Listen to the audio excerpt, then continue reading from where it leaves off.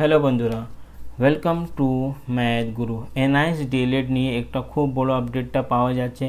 NIS D.El.Ed case আগামী 6 তারিখে listed হয়ে গেছে, মানে আগামী ফ্রাইডে আমাদের আবার এই এনআইএস ডিএলএড মামলাটা সুপ্রিম কোর্টে উঠছে। আপনারা এখানে দেখে নিয়েছেন কাউজ নাম্বারটা 38, মানে 100% এই আগামী 6 তারিখে এনআইএস ডিএলএড মামলা সুপ্রিম কোর্টে উঠবে। অ্যাকচুয়ালি এই কেসটা হলো Biswanath versus the state of Uttarakhand. Biswanath versus the Rabindranath Raman West Bengal উত্তরাখণ্ডে এডুকেশন সেক্রেটারি। আপনাদের জানিয়ে আছে যেরকম আমাদের ওয়েস্ট বেঙ্গলে নানা রকম ডকুমেন্টটা ডিমান্ড করা হয়েছে কাউন্সিলিং সময়, সেরকম ডকুমেন্টটা উত্তরাখণ্ড ডিমান্ড করা হয়েছে। এই কেসটা এর আগে একটা হেয়ারিং হয়ে গেছে, সেই সময় নোটিশটা সেক্রেটারি ডিপার্টমেন্ট এডুকেশন সেক্রেটারিকে অলরেডি পাঠানো হয়ে গেছে।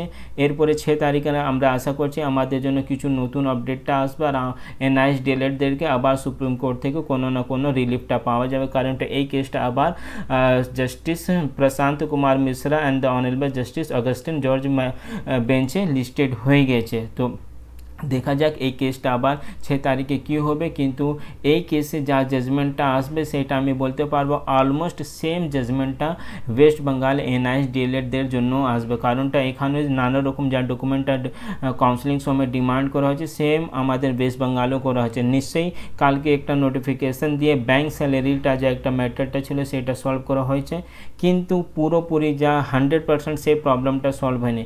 এছাড়া আরও দুটো কেস অলরেডি সুপ্রিম কোর্টে ওয়েস্ট বেঙ্গল ক্যান্ডিডেটটা করে দিয়েছে। একটা আমি তো অলরেডি আপনাদেরকে জানিয়ে দিয়েছি, Debashis Dhali versus the state of West Bengal, আর একটা কাল রাত্রিবেলা নতুন কেসটা ফাইল হয়েছে সেটা Kaushik Das versus the state of West Bengal. সেটা আমি আপনাদেরকে আগে জানিয়েছিলাম কি যেরকম ডকুমেন্টটা ডিমান্ড করা হয়েছে ওয়েস্ট বেঙ্গল প্রাইমারি বোর্ড থেকে সেটা কোনোভাবে অ্যাভেলেবেল করা যাবে না, তাই জন্য যারা যারা পিটিশনার ছিল ওরা আবার নতুন করে কেস করবে।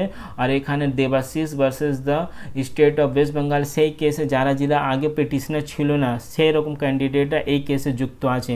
এদের Debashis Dhali versus the state of West বেঙ্গলের মেইন গ্রাউন্ডটা আছে কি যেরকম রিলিফ কৌশিক দাসের কেসে দেওয়া হয়েছিল ওদের পিটিশনারকে সেম রিলিফ আমাদেরকেও দেওয়া হোক, প্লাস যা ডকুমেন্টে যা যা প্রবলেমটা আছে সেই ডকুমেন্টটা কোনোভাবে অ্যাভেলেবেল করানো যাবে না। আর সুপ্রিম কোর্টে যা একটা জাজমেন্ট দিয়েছে সেটা সরাসরি একটা West Bengal primary board violate করছে। আর এই কেসটা Kaushik Das versus the state of West Bengal এটা একটা এমএ মানে মিসলেনিয়াস অ্যাপ্লিকেশন। এখানে পুরোপুরি যা ওয়েস্ট বেঙ্গল গভর্নমেন্ট যা ডকুমেন্ট রিলেটেড আমাদেরকে যা প্রবলেমটা হচ্ছে সেইটা নিয়ে এই কেসে আমরা সুপ্রিম কোর্টে হেয়ারিংটা দেখতে পারবো।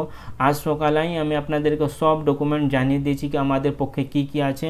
আমি আবার একবার রিপিট করে দিচ্ছি, এখানে যা টেট নিয়ে ইস্যু আছে সেইটা অলরেডি আমি আপনাদেরকে একটা ডকুমেন্ট দেখিয়েছি। এনসিটি গাইডলাইন হিসাবে প্রত্যেক বছর স্টেট গভর্নমেন্টকে টেটটা নিতে হবে, সেইটা স্টেট গভর্নমেন্ট করলো না, তাই জন্য যারা 2017 আগে জয়েনিং করেছিল কোনো প্রাইভেট স্কুলে তাদের পাশে কোনো টেট সার্টিফিকেট নেই।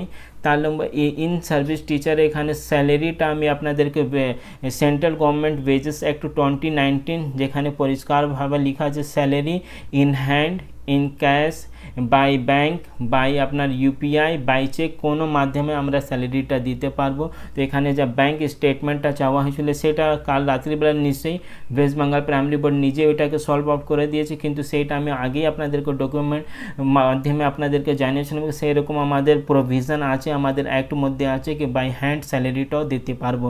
তারপরে একটা আর মেন প্রবলেমটা আমাদের যা ছিল কি আমাদের যা ডিগ্রিটা সেইটা 1/4/2019 আগে কোনোভাবে কারোর পাশে নেই, সেইটাও আমি আপনাদেরকে আজ সকালেই দেখেছিলাম একটা ডকুমেন্ট যেখানে এনআইএস পরিষ্কারভাবে জানিয়েছিল কি ডিগ্রি উপরে যা ডেটটা মেনশন আছে অ্যাকচুয়ালি এটা প্রিন্টিং ডেটটা মেনশন আছে, যেদিন এই ডিগ্রিটা প্রিন্ট আউট করা হয়েছিল সেই দিন ওখানে মেনশন আছে, মানে আমাদের কোর্সটা অলরেডি 31 মার্চে কমপ্লিট করা হয়ে গেছে। সেই জিনিসটা already NIS 5/1/2024 West Bengal primary বোর্ডদেরকে অলরেডি জানিয়ে দিয়েছে।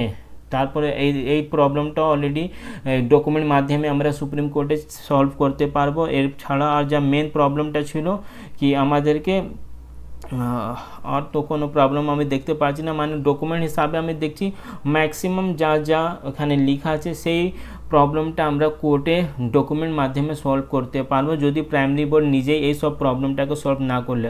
আর একটা ডকুমেন্ট মাধ্যমে আমি আপনাদেরকে জানিয়েছিলাম কি অলরেডি আমাদের ভেরিফিকেশনটা 2017 সালে স্টেট গভর্নমেন্ট, এনআইএস, এনসিটি সবাই আমাদেরকে ভেরিফাই করেই আমাদের অ্যাডমিশনটা কনফার্ম করা হয়েছিল। প্লাস কোন ক্যান্ডিডেট কোন ডিস্ট্রিক্টে কোন স্কুলে কত আনট্রেন্ড টিচার আছে সেই সব ডেটাবেসটা স্টেট গভর্নমেন্ট সেন্ট্রাল গভর্নমেন্টকে পাঠিয়েছিল। তো স্টেট গভর্নমেন্ট অলরেডি আমাদেরকে ভেরিফাই করে নিয়েছে কি আমরা ইন সার্ভিস ছিলাম 2017 আগে। তো আশা করছি যত ডকুমেন্ট আমি নিজেই শেয়ার করেছি সেইটা ইনাফ আছে। কোর্টে আমরা আবার যখন এই সব দলিলটা ওখানে পেশ করব নিশ্চয়ই আমরা ওখান থেকে জিতে যাব।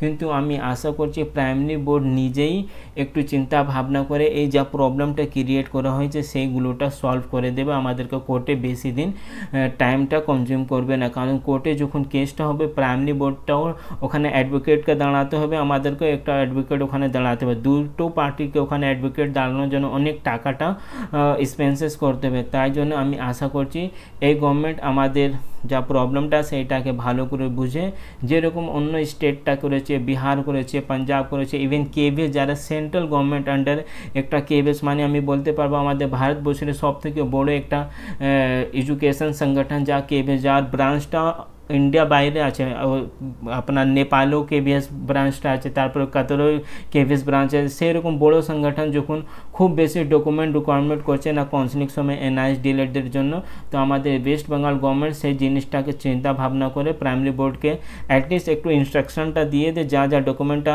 এখানে ডিমান্ড করা হয়েছে সেটা পুরোপুরি একটা ভুল। আমাদের আপনার এমএচআরডি লেটারও পরিষ্কারভাবে লেখা আছে আমাদের ভেরিফিকেশন জন্য শুধু এক্সপিরিয়েন্স সার্টিফিকেট না হলে জয়নিং লেটারটা দেখি আমরা এটা প্রুভ করতে পারবো আমরা ইন সার্ভিস আছি কি ইন সার্ভিস 2017 আগে আমরা ছিলাম কি 2017 আগে ছিলাম না। তো যা যা ডকুমেন্ট অলরেডি আমি সব কিছু নিজের টেলিগ্রামে চ্যানেলে শেয়ার করে দিয়েছি। আশা করছি আপনারা সেই ডকুমেন্টটাকে ঠিক ডাউনলোড করে যে কোর্টে আপনারা সেই ডকুমেন্টটাকে ইউটিলাইজ করতে পারবেন।